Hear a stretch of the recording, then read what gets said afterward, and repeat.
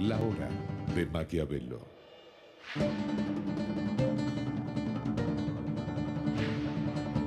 Para conocer a los que están detrás del poder.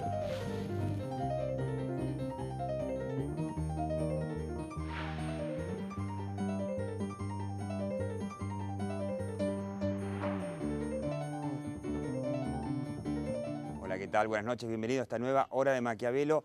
Y le digo que está viendo el programa número 500 de este espacio único en la televisión argentina, donde tratamos de mostrarle un poquito cómo trabajan, ¿no?, los maquiavelitos, asesores de políticos, de empresarios. Vamos a hablar con dos expertos en comunicación empresaria de crisis, sobre todo para hablar de lo que es casi cotidiano, pero lo que se viene y con toda en la Argentina, el clásico conflicto gremial entre las empresas, los gremios, paros, huelgas. Cuando alguien habla, ¿quién habla? Los sindicatos. ¿Qué tienen que hacer los empresarios? ¿Tienen que callarse como hasta ahora o tienen que salir a hablar? Pero, por supuesto, este programa vamos a hacer un par de repasos del programa anterior. Uno de ellos es la encuesta que tuvimos de Raúl Aragón que mostraba que con todo el triunfo, impresionante triunfo que tuvo la presidenta Cristina Fernández de Kirchner en las primarias, hay determinada gente que ha votado a Cristina Kirchner que dice ahora, bueno, paremos un poco la pelota porque ya vimos lo que es un gobierno con absolutamente la suma del poder público y quizás sea un poco demasiado. ¿Hay arrepentidos de los que votaron a Cristina Fernández de Kirchner? ¿O va a sacar Cristina 60% como pronostican algunos encuestadores y algunos kirchneristas? Pero antes un repaso de una de las páginas tristes de la semana. No queremos dejar pasar por alto la irresponsabilidad de ciertos medios de comunicación, fundamentalmente, vuelvo a repetirlo, del multimedio Clarín, del diario La Nación, de los dirigentes de la oposición, que terminan siendo funcionales a los monopolios mediáticos con una actitud claramente atentatoria contra la calidad institucional. Los periodistas a partir de ahora vamos a tener que pedirle permiso al gobierno para publicar una denuncia de la oposición o para publicar las declaraciones de un juez como el juez Blanco. Vamos a tener que pedirle permiso a la Casa Rosada, al ministro del Interior, a la presidenta para publicar lo que dice la oposición. Bueno, ahí teníamos, ¿no?, el colega Mariano Barrio de La Nación cuestionando al ministro del Interior, Randazzo. Francamente, ¿no?, la pregunta que nos hacemos no merece calificativos, pero sí una pregunta, y es, ¿qué se viene después del 24 de octubre, cuando, tenga este supuesto aval de un 50%, más o menos de los votos, Cristina Fernández de Kirchner para un nuevo mandato, con los medios de comunicación? Y repaso nuevamente del programa pasado. Usted sabe que puede meterse ahí en la web lahorademaquiavelo.com o ir directamente al canal de La Hora de Maquiavelo en YouTube. La entrevista que hicimos con Daniel Desein, el presidente de ADEPA, esa agrupación que nuclea a los diarios, sumamente preocupados los editores de los diarios argentinos por un posible, ojalá que no, ojalá que nos equivoquemos, nunca deseé equivocarme tanto, un periodo en donde va a haber muy poco espacio para la libertad de expresión en la Argentina. ¿Fue lo de Randazzo una muestra? Bueno, esperemos que sea simplemente un error. Y ya le digo, quédese en este programa número 500 de La Hora de Maquiavelo, como le digo, ¿no? Hace casi 10 años en total hemos sumado. Hoy es el programa número 500 de esta propuesta especial de la televisión argentina. Vamos a preguntarle a Patricia Bullrich qué opina de este intento aparentemente fracasado de conseguir la boleta única, cómo va a ser la oposición, esa oposición totalmente fragmentada, todos peleados con todos, para tratar de por lo menos controlar al gobierno de Cristina Fernández de Kirchner. No se vaya. La hora de Maquiavelo.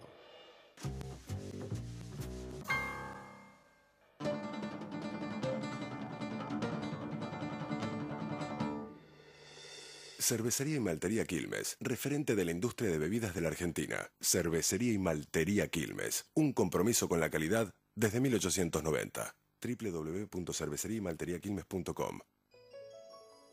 Arcor, 60 años compartiendo momentos mágicos.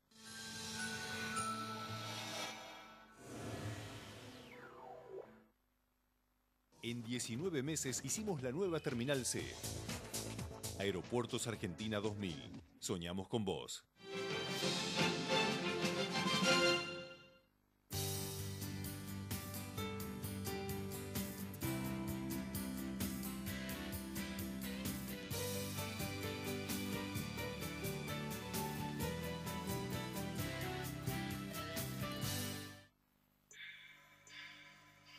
Para promover un modelo de desarrollo real sustentable, la organización creó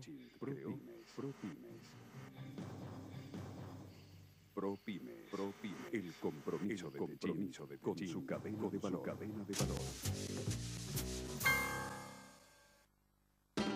Bueno, ¿no? Les presento Patricia Bullrich de la Coalición Cívica.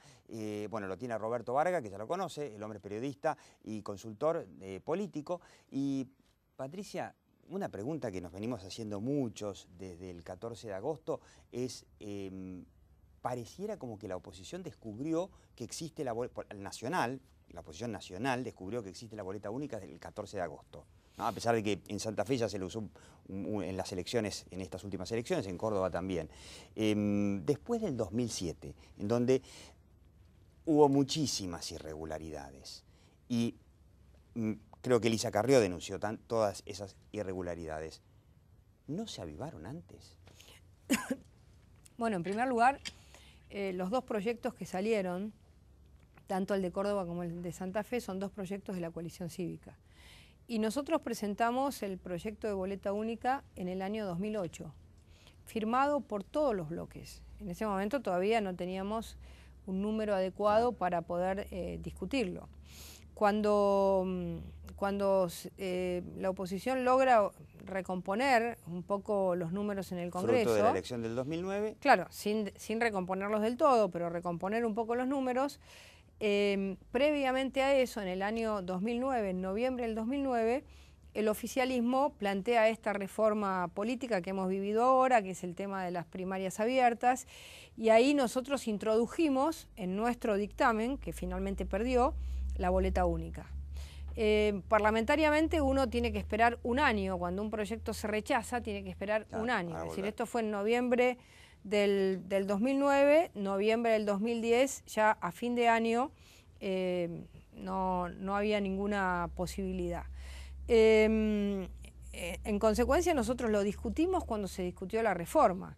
Lo que pasa es que el gobierno se adelantó, planteó las primarias y nos dejó en una situación compleja. Igualmente también hay que considerar, y es bueno decirlo, que dentro del marco de la oposición, los que más peleamos por boleta única fuimos la Coalición Cívica. Sí, el peronismo federal, por ejemplo, recién ahora se avivó. El peronismo federal, claro. Que viene en el peronismo, recién ahora se avivó que en Argentina, por ejemplo, se roban boletas, que eso es lo que permite el sistema este extraño de muchas boletitas que, bueno, que pueden desaparecer y que, de hecho, desaparecen. ¿No? Exactamente, todavía... Recuerdo un dato, 10% de voto en blanco en la provincia de Buenos Aires es raro. Bueno, por supuesto. Otro tema es que Randazzo tiene que pedir perdón, ¿no? Porque... Bueno, tremendo lo que dijo. Insultó a los medios, insultó a la oposición y los jueces electorales van a cambiar todos los presidentes de mesa que tuvieron conductas irregulares. Entonces, ¿era verdad o no era verdad que hubo presidentes de mesas con conductas irregulares? Ahora, ¿qué se viene para los medios? Perdón que salte. ¿Cómo lo ven ustedes? ¿Qué se viene para los medios en un nuevo periodo de Cristina Fernández de Kirchner a partir del 24 de octubre? ¿Se viene una etapa, digamos, más de lo mismo o se viene lo que preanuncia Randazzo, que es la profundización de la guerra contra los medios?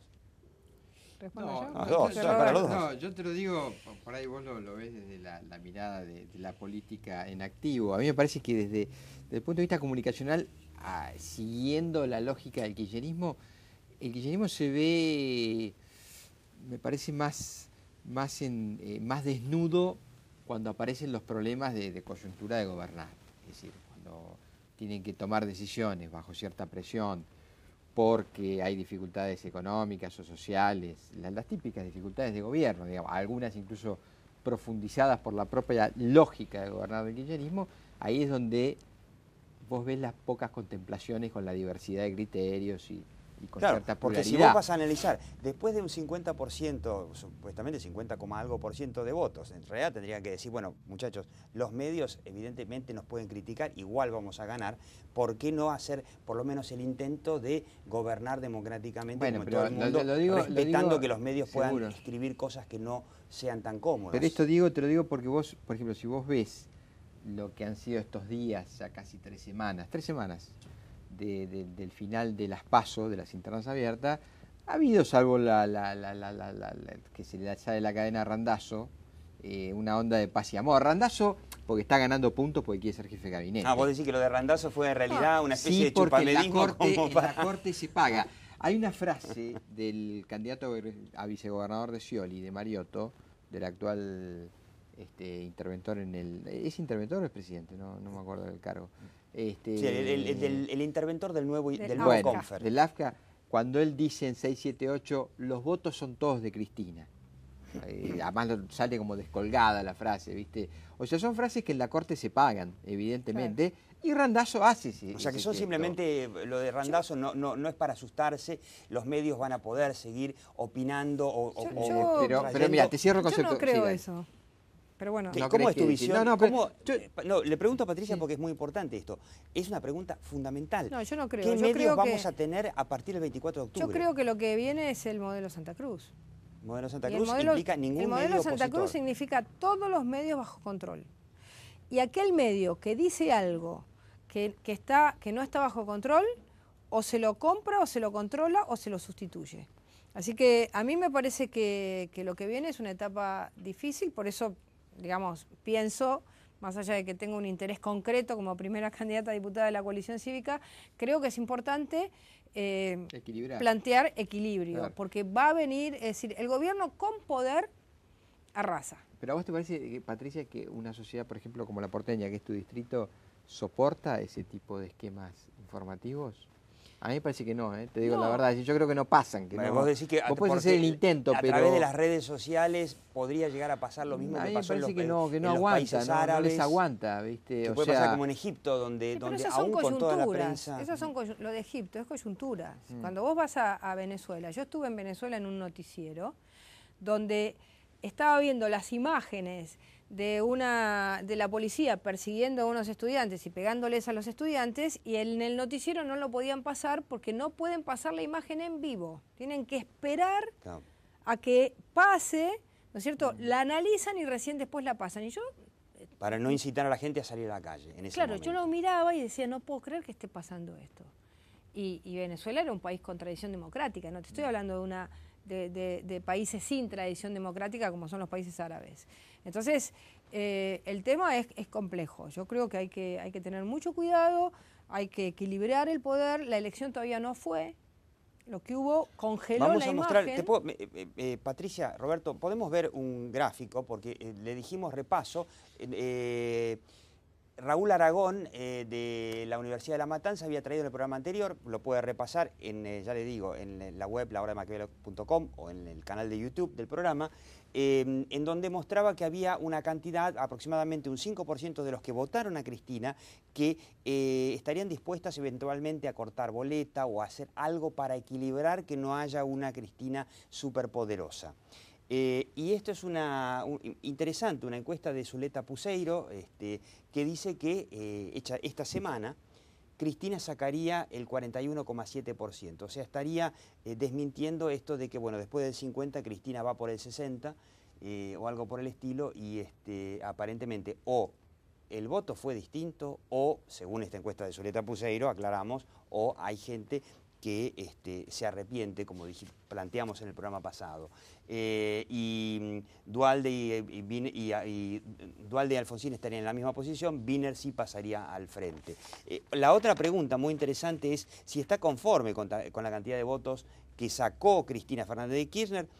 Bueno, es interesante, que el 50,7%, que es lo que en definitiva votó, dice no, prefiere que hubiese sacado algo menos de votos, pero bueno, hay un 34% que está conforme, ¿no? Obviamente. Y hay un 9% que dice que hubiese querido que sacara más votos todavía, son los más fanáticos.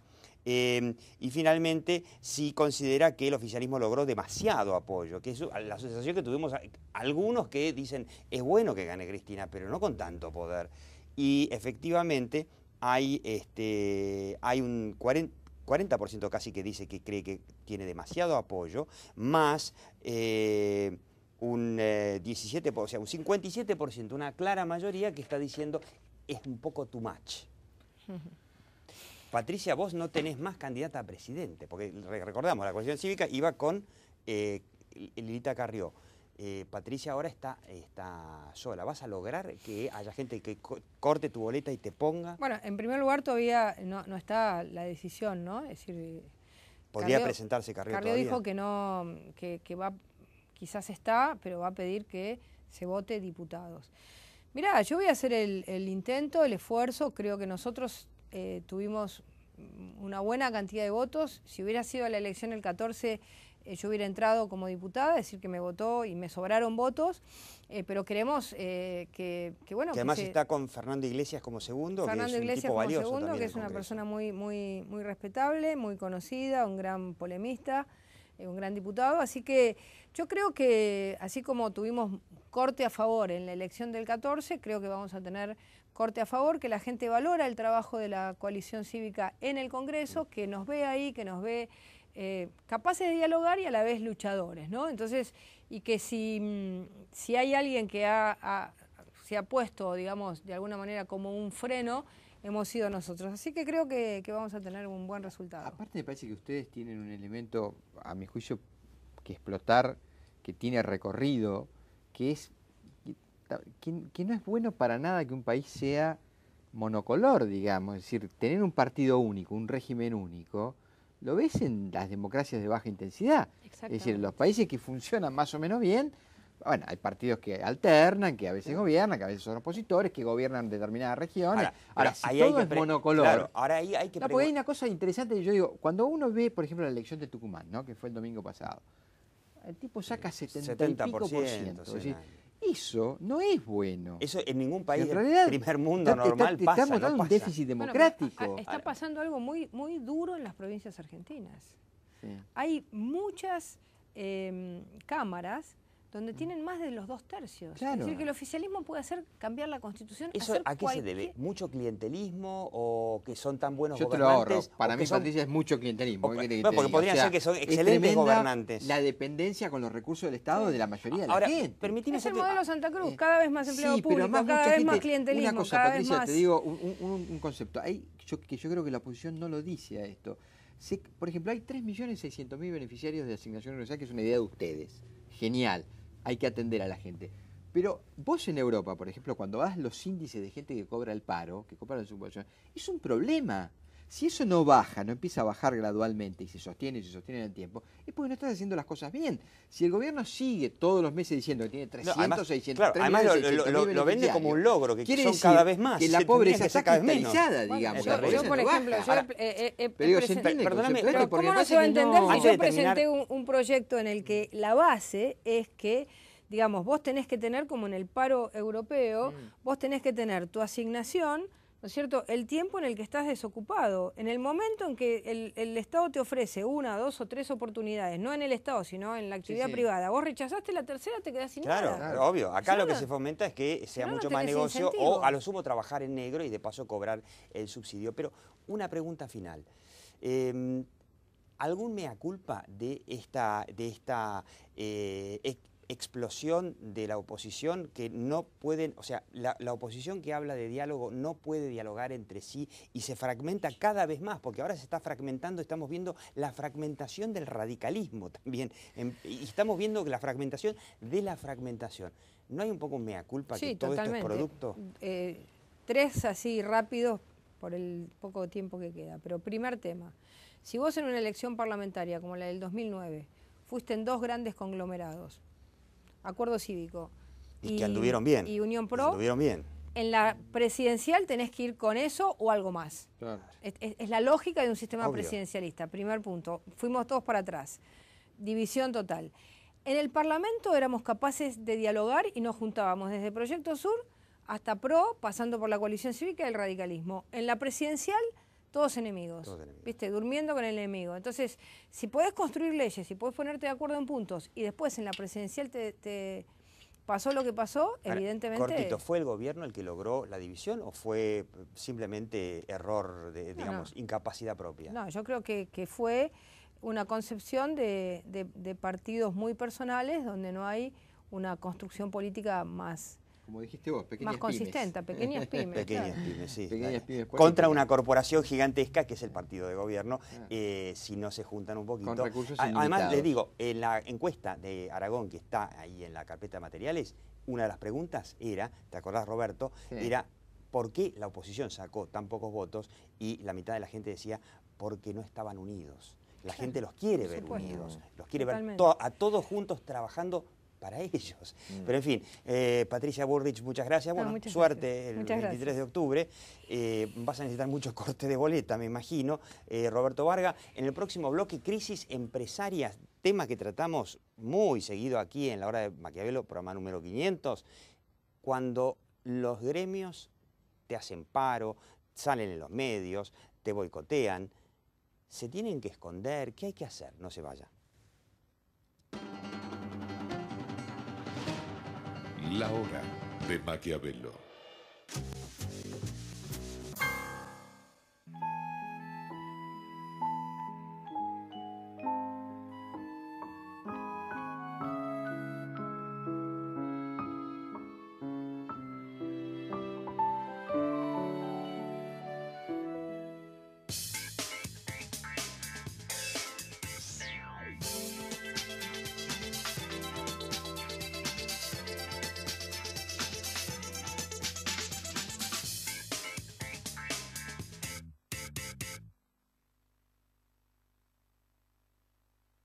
En 1972 cumplimos el sueño de formar el grupo OSDE. Hoy, más de 1,5 millones de personas confían en nosotros. Grupo OSDE, un grupo de personas.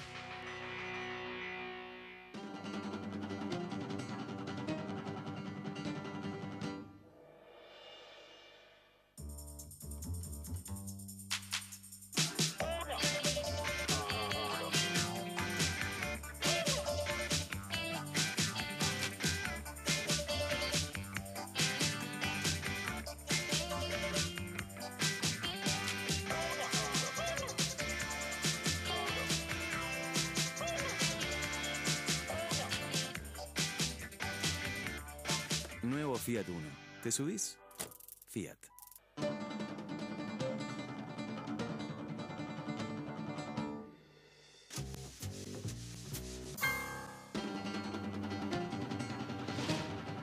La Hora de Maquiavelo.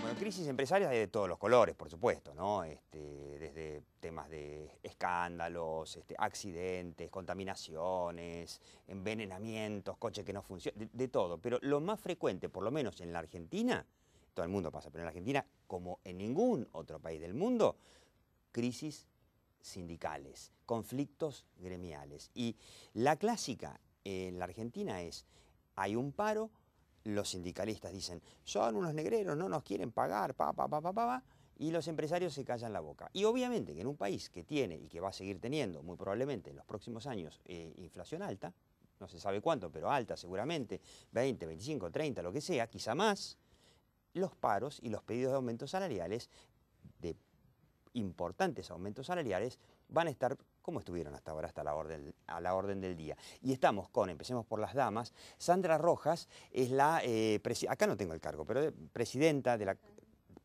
¿no? De la consultora... Es una formalidad. De Corbus Consultores, una consultora de comunicación muy especializada en el tema, y Claudio Semán, que es socio de la consultora, el hombre también, ex periodista también, por supuesto. Ex periodista. Y Sandra, una asesora no solamente de empresas, sino también de políticos. ¿Qué tienen que hacer los empresarios con estos, paros, ataques gremiales? Salen los medios a decir su versión y los empresarios calladitos, mutis por el foro. Nosotros partimos de la premisa que en principio entendemos que debe haber diálogo. Entonces, a partir del diálogo asesoramos, creemos que cada empresa es una situación en sí misma, es una situación única, y siempre apostamos al diálogo y a tener un diálogo franco con los medios. A partir de ahí hacemos un trabajo en conjunto. Nosotros tenemos una vasta experiencia de algunos conflictos que hemos atravesado, pero tenemos que separar también lo que son los sindicatos reconocidos y los sindicatos no reconocidos. Claro, pues están los de la CGT y están los, digamos, los que ellos llaman los troscos. Hemos tenido los dos conflictos. ¿En qué tipo de empresas? Deliveries, por ejemplo, deliveries de alimentos. Que esos son los motoqueros. Los motoqueros, son bravos. Cimeca, Esos son el sindicato Cimeca, muchachos bravos. Y es un sindicato no reconocido, entonces vos ahí tenés que ir a negociar sin un marco legal. Claro, no porque está el no hay un Ministerio de terreno Trabajo delimitado. en el medio. No hay un terreno delimitado porque no Más vos allá de que el tenés Estado obviamente participa luego cuando nosotros establecemos esa instancia donde ya no pudimos dialogar a solas, el Estado sí participó porque fueron convocados. Sí, los convocaron, los llamaron, les hicieron entender, finalmente hubo acuerdo, pero se había desarrollado, eso sí fue un conflicto. Porque no toda discusión empresaria o gremial es un conflicto. No, si se llega a un acuerdo, se firma, claro, todos felices. Y por otra parte, es un conflicto, si lo llegáramos a llamar conflicto, es un conflicto legal. Si la discusión salarial es un conflicto previsto, previsible. El desarrollo y cómo se mueve cada una de las partes, el gremio con el paro, los empresarios, o silenciosamente o de otra manera, nosotros creemos que los empresarios deben sentarse a dialogar y deben hablar. Y deben hablar con los medios, pues yo recuerdo, por ejemplo, conflictos así antológicos, el de Kraft, ¿no? Que días y días y días la Panamericana cortada, obviamente que también mucha gente molesta. Nosotros en ese mismo momento tenemos un conflicto similar con una amenaza de bloqueo en una planta de distribución. En una provincia. En una provincia. Pero era algo importante, ¿no? Era algo importante. Y tal vez eran más empleados, más obreros que los que estaban en las calles cortando aquí en Buenos Aires, nada más que los medios estaban en Buenos Aires. Claro, obviamente, los medios siempre atienden en Buenos Aires. Claro. Pero era algo que iba a impactar de una manera muy fuerte dentro de esa provincia. Te aseguro que nosotros hicimos diálogo, y desde el primer momento convocamos a los periodistas, les explicamos a los periodistas cómo era la situación, que no íbamos a romper el diálogo, y de hecho nuestro conflicto duró horas. Mira vos. Bueno, Sandra Rojas, Claudio Semán, casi rompemos el decorado de la hora de Maquiavelo. Después de 10 años no nos da derecho a romper las cosas, de 10 años, casi 10 años y 500 programas. Les explico, bueno, si usted ve la hora de Maquiavelo, no necesita, pero se lo voy a explicar de nuevo por las dudas. Nosotros ahora terminamos aquí y vamos a seguir online hablando con Sandra Rojas y con Claudio Semán. Nos van a dar una clase para empresarios, así que si usted es empresario, no se la puede perder, de qué deben hacer las empresas en materia de comunicación cuando hay una crisis sindical, un conflicto sindical que, como le digo, están y van a estar a la orden del día. Puede verlo en la web, lahorademaquiavelo.com, acá tiene a la izquierda el programa para repasar, y en el reproductor de la derecha esta entrevista que vamos a hacer con Sandra Rojas y Claudio Semán de Corbus Consultores, y no se lo pierda. Y yo le digo como siempre, ¿no? Desde hace exactamente 500 programas de la hora de Maquiavelo, mire, la realidad está ahí, ¿no? Algún día vendrá y se hará cargo de nosotros, pero aquí en la hora de Maquiavelo, ¿qué nos importa desde hace 500 programas?